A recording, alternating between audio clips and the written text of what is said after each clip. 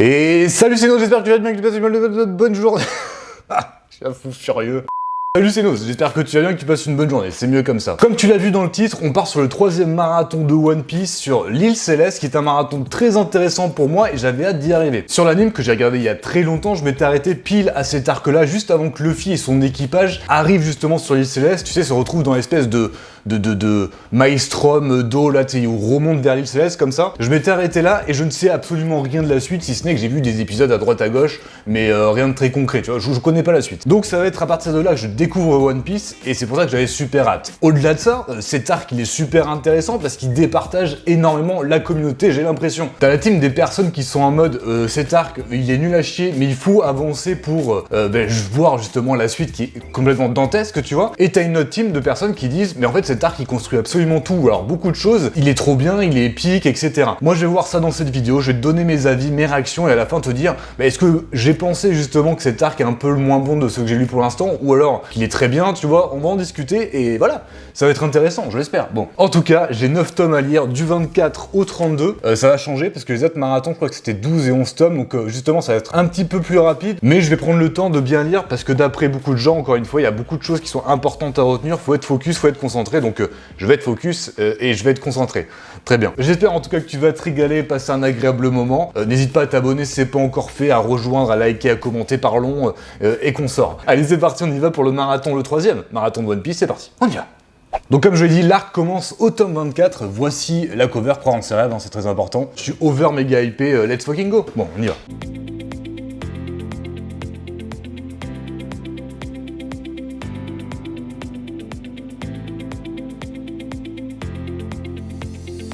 Franchement, en 10 pages, re-immersion directe, alors que ça fait genre, je sais pas, un mois et demi que j'ai pas lu du One Piece.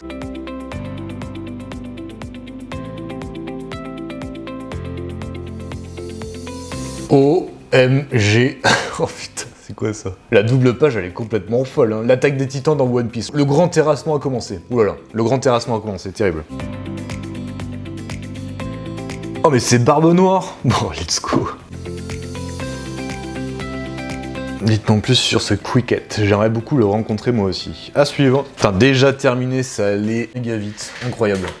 Toi, tu vas là, frérot? Ouais. Bon, c'est passé super vite, hein. En vrai, c'est passé grave vite. Alors, un petit contexte pour ce tome-là, pour te remettre un peu dans l'ambiance. Le tome commence avec l'outro d'Alabasta, tu vois, le royaume se relève, t'as les deuils, et qu'on sort, t'as tout plein de choses, on revoit Vivi et tout. Tandis que du côté de l'équipage de Chapeau de Paille, t'as le Robin qui s'incruste. Donc, elle fait nouvellement partie de l'équipage, et se dirige tous vers l'île Céleste. Mais pour ça, ils doivent passer par Jaya, et surtout Mocktown, qui est un petit peu le Tortuga de One Piece, hein. À peu près, c'est un peu le même délire. Au final, t'as une ville pirate.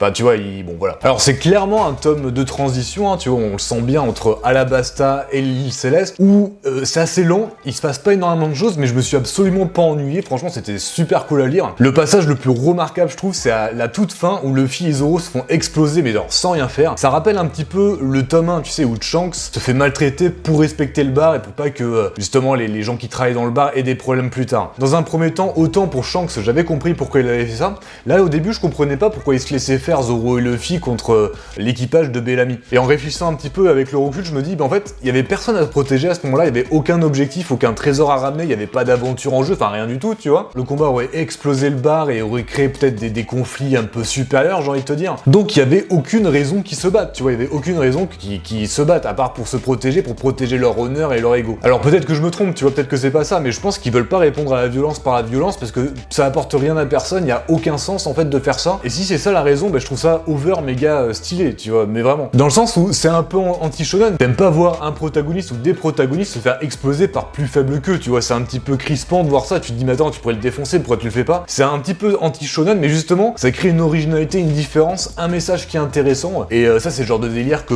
quand je vois ça dans un manga, mais ça me met trop bien, je suis en mode ah ouais d'accord, c'est ça que ça veut dire, bah, c'est stylé, tu vois. J'adore ce genre de passage, et je pense que je suis pas le seul dans ce cas-là, donc c'est très bien, c'était un message fort, un message cool, je pense qu'on va y revenir plus tard de toute façon, mais bref, j'ai kiffé ce tome, c'était extraordinaire. On passe à la suite, tome 5, on va dire. La cover avec Shanks, hein, quel homme, quel homme.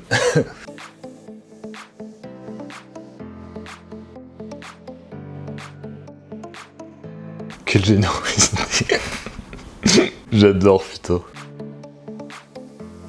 Mais voilà, il y a tellement d'informations, c'est insane. Mais ça, on me l'avait dit, on m'avait dit que cet arc-là, cette saga, il fallait être super concentré, mais genre tout le temps, parce que t'as des trucs trop importants qui se passent et tu le sens, tu vois, tu sens que avec la masse d'informations, il y a des trucs qu'il faut retenir absolument. Et ouais, du coup, je me concentre, mais c'est vrai qu'il y a tellement de choses, c'est chaud en vrai, hein. C'est chaud.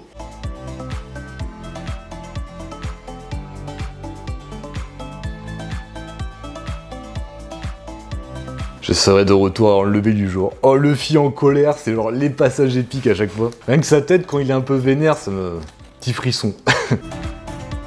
Oh là là, il a implosé. Genre, Luffy en colère, 4 pages plus tard, le mec est genre dead, explosé par terre. La violence qui fait du bien, quoi. C'est vraiment ça.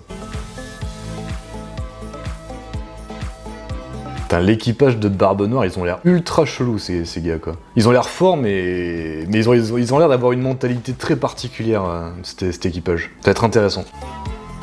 On fonce en plein dans l'Imperio Nimbus, à suivre. Alors tome 25, j'ai deux avis en fait, enfin mon avis est tranché entre la première partie et la deuxième partie du tome. Déjà la première partie, t'as toute l'histoire avec Mont Blanc Norland, tu vois, puis la trame avec l'oiseau et tout. J'ai trouvé ça un petit peu lent et je commençais à m'ennuyer, je me disais bon voilà, j'ai envie qu'on arrive à l'île Céleste, après je suis un peu pressé aussi. Un petit peu moins drôle également que d'habitude, et au moment où je me dis bon ça commence à être long, bah boum, t'as le combat de Luffy contre Bellamy qui est une masterclass en 5 pages, beaucoup trop puissant. Il le remet à sa place et ça fait trop du bien justement en se souvenant de ce qui s'est passé dans le tome 24. Boum, t'as le passage également avec Ace et Baggy que tu revois depuis très longtemps, ça fait longtemps qu'on les avait pas vus. C'est bien marrant parce que le fait de revoir des personnages que t'as pas vus depuis longtemps puis que t'aimes bien, tu vois, bah, ça fait plaisir. Et tu sens qu'il y a des trucs qui se mettent en place entre l'équipage de Barbe Blanche et l'équipage de Barbe Noire, parce qu'on voit aussi un petit moment Barbe Blanche. De par la légende justement de One Piece, tu sais que l'équipage de Barbe Blanche et l'équipage de Barbe Noire, bah c'est peut-être les équipages les plus puissants et qui vont faire des trucs de dingue plus tard. Tu sais en fait qu'ils sont incroyables ces deux équipages-là et qui vont marquer l'histoire de One Piece d'une manière très importante. Du coup, ça hype forcément. Et enfin, boum aussi, on rencontre pour la première fois donc les deux corsaires plutôt stylés. Sengoku le Bouddha, c'est un personnage qui me dit quelque chose, on le voit rapidement. Même le design, il me dit quelque chose, donc je pense qu'il va être important pour l'histoire. Le tome, en fait, si tu veux, est passé de moyen slash ouais vite fait à oh my god, qu'est-ce qui se passe, ça va être incroyable, ça construit des trucs de fou. La suite du manga va me faire péter un câble, c'est sûr à 1000%. Et en plus de ça, la fin du tome marque, bah, moi, le moment où je vais commencer à découvrir One Piece, parce qu'ils sont dans un mode de pleine tempête pour accéder justement à l'île Céleste. Bah, j'ai beaucoup trop aimé, parce que bon, tu sais que l'équipage va s'en sortir, mais tu sens la dangerosité du truc, où bah, ils prennent l'espèce de siphon pour remonter, où t'as des monstres marins à l'intérieur, t'as même Barbe Noire qui essaie de les choper avant, il y arrive pas. Il monte ta Nami qui est en panique pour essayer de guider le bateau, tu sais, pour le guider bien, avec le vent qui part par le sol, tu sais, enfin... Ça aussi c'est incroyable parce que c'est bien expliqué malgré le truc qui est complètement what the fuck parce que c'est un siphon qui part du bas pour monter vers le haut vers une île qui vole. Bah t'as une espèce de logique qui fait que t'es pas en mode ouais c'est impossible, tu vois, t'es en mode ok dans l'univers c'est possible, tu vois, et ça c'est ouf aussi. Comme tu peux le voir, je suis exalté, je suis hypé de ce tome là, il était excellentissime. Même au final le contraste de au début c'est pas foufou d'affelou et puis plus tard bah c'est une dinguerie cosmico, tu sens que ça met en place énormément de choses et que ça va pas forcément arriver de suite, mais que lentement le manga va se construire quelque chose d'incroyable, bah je veux la suite, hein, tout simplement. Donc le top 26, c'est parti.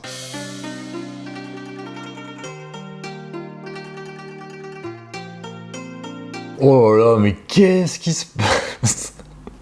Là, ils sont donc arrivés sur la mer Nuage, et bientôt sur l'île Céleste, je l'imagine, et là, t'as des guerriers qui arrivent, l'espèce de chevalier du ciel avec un autre espèce d'indien avec des roues... Enfin, c'est pour dingue ce qui se passe.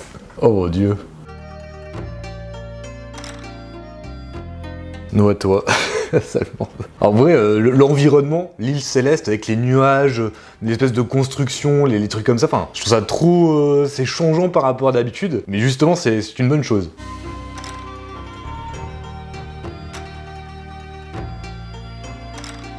Je suis juste beaucoup trop hypé par ce qui se passe. Hein.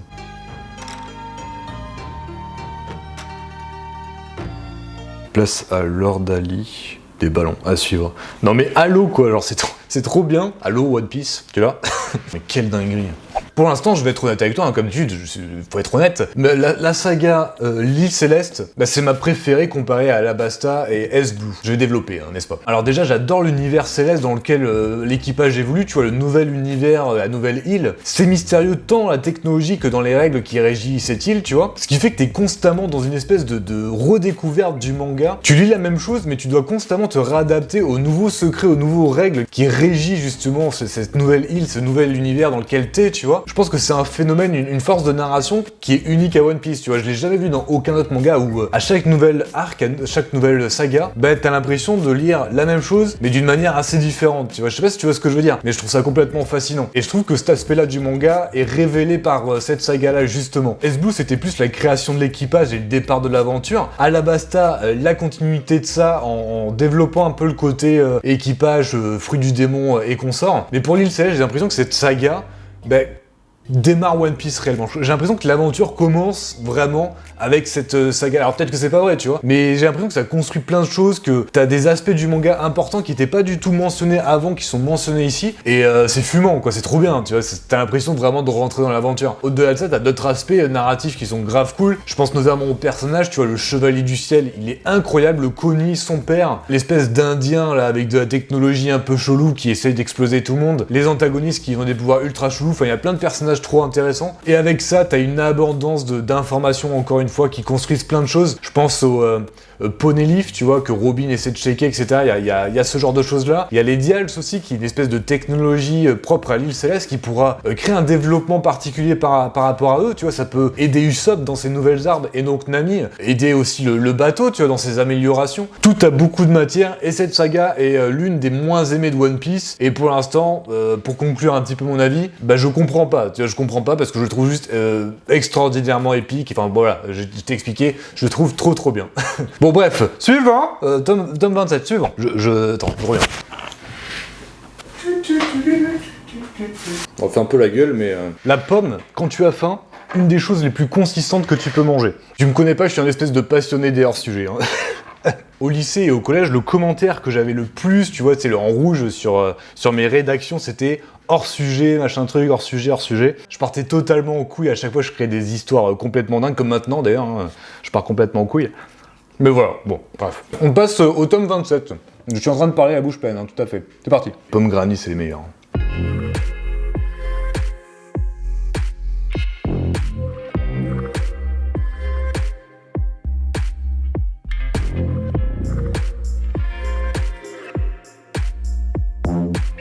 Il s'agit de Lord Ali de l'amour.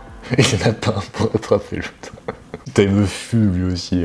Bon, ce tome, hein, c'est full combat et ça me met particulièrement bien. Bon.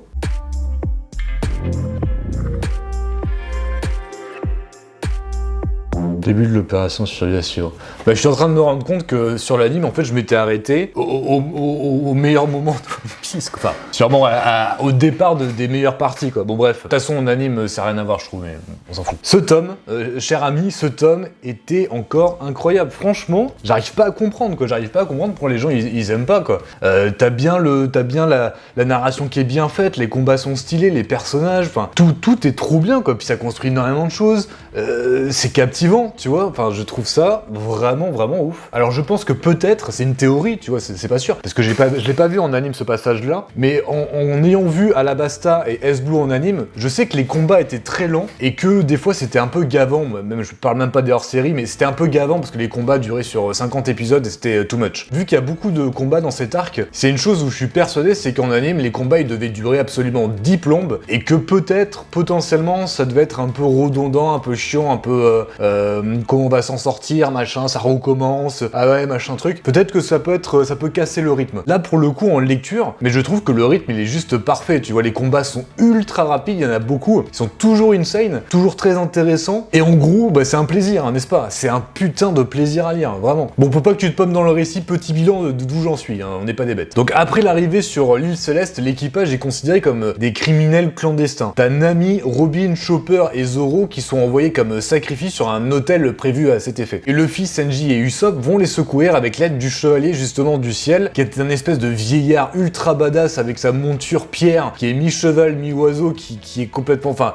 ils sont trop... Ces personnages, je les adore de fou. Et à partir de là, t'as plein de combats qui s'enchaînent avec les prélats qui sont l'espèce d'apôtres de dieu Aenir, justement. Et t'as également un autre facteur qui se rajoute à tout ça, c'est la tribu Chandia, qui se battent, qui rentrent en guerre un petit peu dans tout ce délire-là. En gros, l'équipage arrive dans une espèce de guerre qui date de centaines d'années, et le manga, le shonen One Piece se transforme en une espèce de battle royale, où t'as tout le monde qui se bat, et où petit à petit, tu vois le nombre de personnes qui décèdent dans le truc, et voilà. Le truc insane, il y a beaucoup de choses insane, mais l'une des choses que je trouve vraiment, encore une fois, super bien écrite, c'est le lore dans lequel on arrive, tu vois. T'arrives dans la saga Les Îles Célestes, et t'as une espèce d'histoire déjà qui a commencé il y a 400 ans de là, qui est super importante pour le dénouement de l'histoire. T'as un lien justement avec l'île de Jaya, les anciens mensonges de Mont Blanc, qui est un peu la base de tout ce qui se passe, j'ai l'impression. Enfin, les mensonges, les pseudo-mensonges, parce qu'on n'est même pas sûr. C'est plutôt compliqué en réalité, surtout pour un shonen, mais c'est là où je trouve ça psycho-boom, over, méga...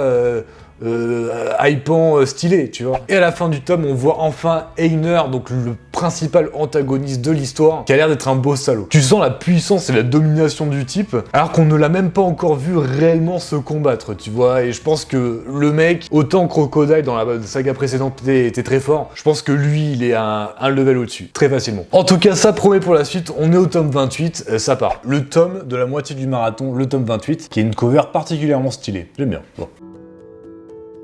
Je te disais que j'étais un pro et hors sujet, mais Monsieur Oda aussi il est pas mal, hein. Dans ces petits trucs là en début de tome, à chaque fois il parle de Tetris, de trucs. Après c'est un espace qui est fait pour ça, tu me diras, mais bon.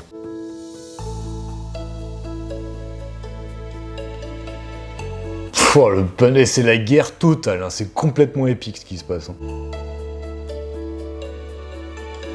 Après, en vrai, à la Basta, c'est vrai que c'était une guerre aussi. Mais je trouve que t'étais moins proche des personnages, parce que c'était une guerre de grande envergure, tu vois, il y avait gavé de soldats, etc. Là, t'as l'impression de connaître quasiment tous les personnages qui se battent, parce qu'il y en a beaucoup moins, et ça crée encore plus de gravité, de dangerosité, et t'as pas envie que... T'as tel personnage, t'as pas envie qu'il meure, machin truc, enfin, tu vois ce que je veux dire.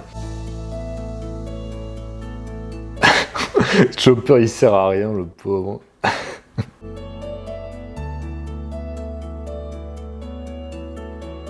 Soit un total de 25 combattants à suivre. Bon bah c'est acté, hein, je kiffe cet arc, je kiffe ce tome, trop bien, trop bien. Bon bah confirmation, hein, j'ai pas à me répéter à chaque fois, cet arc il est complètement insane. Le manga va bien de l'avant avec un très très bon rythme, il se passe toujours des choses gavé bien, t'en apprends plus sur tous les personnages, et les mystères de l'île et de ce qui s'est passé avant commencent à s'éclaircir petit à petit grâce à des flashbacks qui arrivent par-ci par-là, bah c'est juste masterclass trop bien, trop cool. Le fait marquable de ce tome, c'est surtout l'apparition, on voit Aenir, donc le dieu de l'île, le pseudo-dieu de l'île, se battre. J'ai l'impression qu'il a le fruit du démon de la foudre. Comment tu veux passer ça? Genre franchement, le dieu de la foudre, c'est-à-dire tu tapes le mec, ça lui fait rien, parce que c'est de la foudre, tu vois, donc ils s'en bat les steaks. En fait, c'est le même pouvoir que Crocodile, sauf que la foudre, en théorie, c'est quand même plus puissant que le sable. Comment ils vont le passer? Je me demande comment ils vont le passer, ça me paraît complètement impossible. Et justement, j'ai juste trop hâte de voir le combat final, ça va être encore épique de malade. Mais j'ai pas trop envie que ça passe trop vite, parce que contrairement à mes 2 marathons précédents sur One Piece, je trouve que celui-là il passe à une vitesse complètement folle, alors que je me déplombe à lire un tome parce qu'encore une fois il y a énormément de textes, beaucoup d'informations et consorts. Bref, One Piece,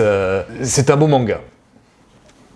Bon, le 29ème, très belle cover, hein. Je suis très content, magnifique. Allons-y. Regarde, genre, je te le lis si ça te fait chier passe, mais Eiichiro Oda. Certains pensent que les aliments deviennent infects si on ne se dépêche pas de les manger pendant qu'ils sont chauds, mais il existe de nombreuses personnes qui ne peuvent avaler d'aliments brûlants. Un japonais, il raconte tellement sa vie, ça me fume. J'ai un point commun avec Monsieur Oda, et ça me met très bien.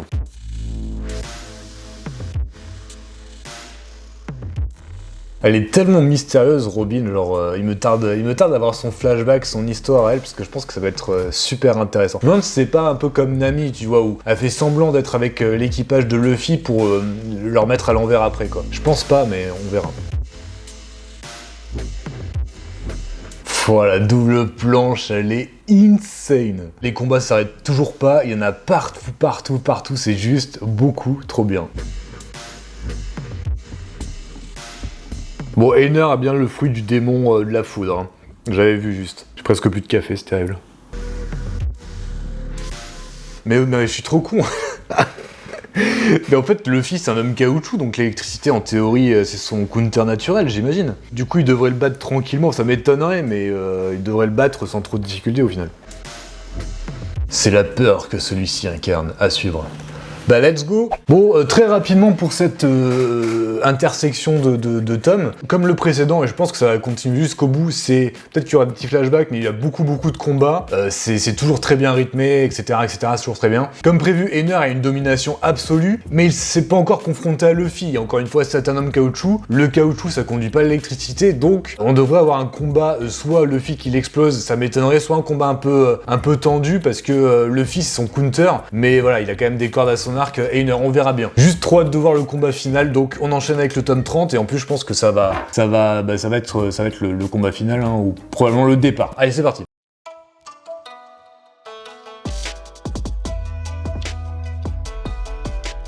Ouais, je m'en doutais, comme prévu, ça lui fait absolument rien. Nice. Ah, cette planche, elle est incroyable. Le visage qui veut tout dire. Que la fête commence. Mama Aragon. À suivre.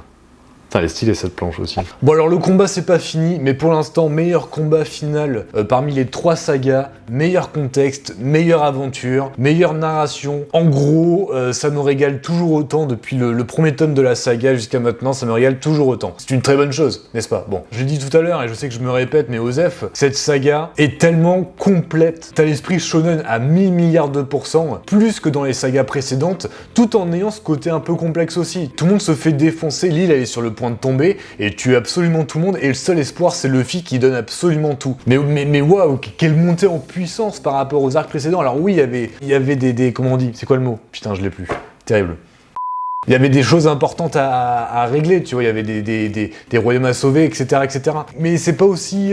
tu sens pas la dangerosité autant dans les autres sagas que dans celle-ci. Bref, je vais pas me répéter encore et encore, je vais lire d'affilée ces 2 tomes-là pour pas que la vidéo dure trop longtemps, puis je commence à fatiguer au niveau de la voix, puis je te donne mon avis sur le marathon, ce que j'ai pensé globalement, même si tu t'en doutes, et sur tout le reste, sur mes personnages favoris, bon, on en parle après, allez.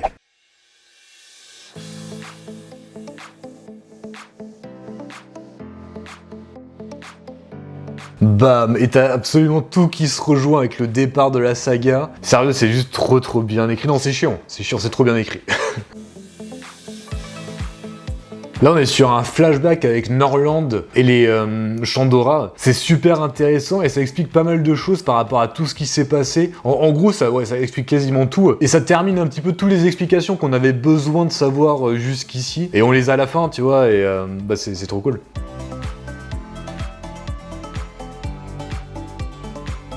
À suivre. Pff, tellement bon. Allez, plus qu'un tome.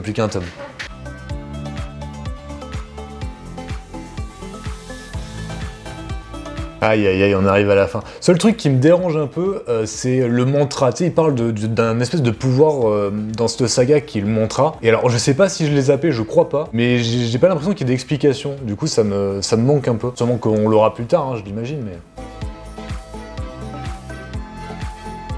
Ah, je te jure, ça me fait là, l'arc il est terminé, ça me fait quelque chose quoi, qu'il soit terminé quoi. Tellement je l'ai kiffé, enfin j'ai trop passé un bon moment quoi. Là l'équipage est en route vers une autre île, on enchaîne quoi. Allez, let's go.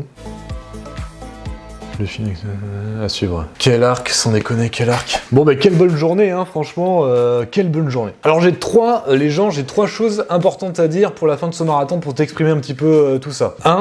Premier point, c'est passé super vite et je dirais que c'est même peut-être le marathon qui est passé plus vite, même si en termes de temps, j'ai dû mettre, je sais pas, une dizaine d'heures, un peu moins de 10 heures, 9 heures, non moins, 8h30 plutôt, bon on s'en fout. C'est passé super vite, enfin j'ai l'impression que c'est passé super vite parce que le rythme était parfait. Je me suis quasiment jamais ennuyé et je sentais que j'avais besoin d'être concentré, d'être focus par rapport à cet arc-là parce que déjà on me l'avait conseillé. Mais en plus de ça, tu sens que c'est important, que ça construit beaucoup de choses et qu'il faut pas louper beaucoup de choses. Deuxième chose notable sur ce marathon, même si en lecture pour moi c'était carton plein, tu vois, des planches de fou furieux, j'en parle pas trop, mais c'est un kiff de malade, des combats tendus jusqu'au bout qui tirissent le poilou, des personnages attachants de malade, etc., etc. Je pense qu'en anime, cette saga-là en particulier, vu qu'il y a beaucoup de combats, beaucoup beaucoup d'informations, je pense qu'elle peut potentiellement être très très longue, un poil redondante. Tu vois, alors peut-être que je m'avance, peut-être que c'est pas du tout le cas, mais je suis persuadé qu'en anime, j'aurais 100 fois moins kiffé qu'en lecture, parce que encore une fois, t'as un bon rythme, tout est très bien écrit, tu vois, ça marche très très bien en lecture. Ça, c'était la deuxième chose, n'est-ce pas? Dernière chose par rapport à Saga et par rapport à One Piece en général, grâce à cette saga-là, le manga passe dans mon top 10. Je vais pas te dire dans quelle place elle est exactement, parce que déjà, je ne le sais pas moi-même, faudrait que j'y réfléchisse. Et puis voilà, ce sera le sujet d'une autre vidéo, d'un autre top 10, un de ces quatre. Mais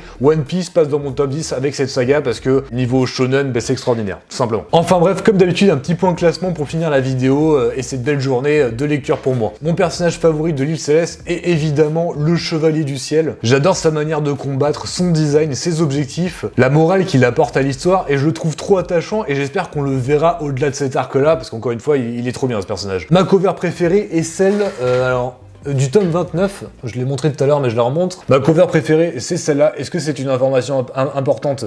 Pas du tout, je pense qu'on s'en fout mais je te le dis quand même. Mon combat préféré sans aucune hésitation c'est celui de Zoro, Einer et Weeper, qui est un espèce de triple combat où il se passe gavé de trucs trop stylés. Mon antagoniste préféré c'est les bérets blancs. Alors c'est pas vraiment des antagonistes parce qu'au final ils deviennent à peu près gentils à la fin, mais ils m'ont juste fait beaucoup trop rire. Et même si on les voit pas souvent, mais j'aime bien ce côté, au début c'est des méchants, un petit peu comme avec le village de Nami, mais à la fin en fait tu te rends compte qu'ils faisaient juste ça pour protéger tout le monde. C'est des antagonistes que j'aime bien, qui ont une morale, qui ont un truc et c'est intéressant. Et enfin mon tome préféré en termes de contenu dans ce qui est dit, alors c'est très compliqué parce que j'ai aimé tous les tomes, mais je pense qu'en termes de construction le plus intéressant c'est le tome 26, car ils arrivent justement sur l'île Céleste et c'est là où tu comprends toute la géopolitique, les dials avec la technologie, avec le contexte de l'île, un peu l'histoire et tout ça, et c'est là où il y a le plus d'explications et le plus de mystères qui sont mis en place et j'ai trop kiffé ce tome. Bon et voilà, c'est tout pour moi, merci d'avoir regardé la vidéo jusqu'au bout, j'espère que tu t'es régalé, que t'as passé un bon moment. Si c'est le cas, n'hésite pas à t'abonner, à rejoindre, à liker, à commenter comme d'habitude, qu'on discute et que voilà, que la communauté s'agrandisse, tout ça, ça fait trop plaisir. En tout cas, toi, passe une extrêmement bonne fin de journée, prends soin de toi, tu le sais, c'est très important, c'est très important. Ciao.